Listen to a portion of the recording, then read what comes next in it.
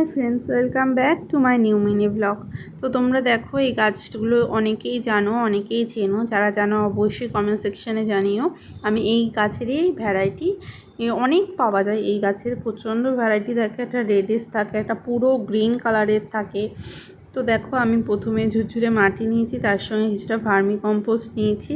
এই প্লাস্টিকের টবগুলো আমি আগের দিন কিনে এনেছিলাম। ড্রেনিং সিস্টেম করে নেব প্রথমে, আগে হালকা করে ফুটো করে নিয়েছি, এটাই যথেষ্ট।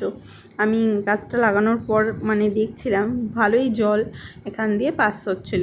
তো ভালো মতো প্লাস্টিক আমি হাতে পরে নিয়েছি, ভালোভাবে পুরো সারটা মাটির সাথে মিশিয়ে নেব। তো তোমরা যারা আগে আমার ভিডিও দেখেছো তারা সকলেই জেনে থাকবে, আমি প্রথমেই ইনডোর প্ল্যান্টস বা যে কোনো গাছই আমি মিষ্টির মাটির হাঁড়িতে লাগাই। তারপর সেটা বাঁচলে বা সেটা খুব ভালো মতো গ্রোথ হয়ে গেলে সেটা আমি টবে ট্রান্সফার করে দিই। তো যে গাছটা দেখলে সেটা প্রচুর পরিমাণে আমাদের বাড়িতে আশেপাশে হয়েছে, তো মনে হলো এবার একটু ঘরের ভেতর সৌন্দর্য করে সাজিয়ে রাখা যাক। তো দেখো এবার আমি যে গাছের চারাগুলো তুলে এনেছি শিকড় শুদ্ধ, এর মধ্যে থেকে বেছে নেব। সব কটা তো লাগানো যাবে না একটুখানি টবে, তো এইটা আমি বেছে নিয়েছি। দেখো লাগানোর পর কতটা সুন্দর লাগবে, তোমরাই দেখো।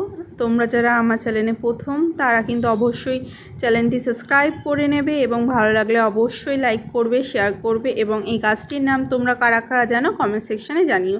টাটা, দেখা হচ্ছে নেক্সট মিনি ব্লগে।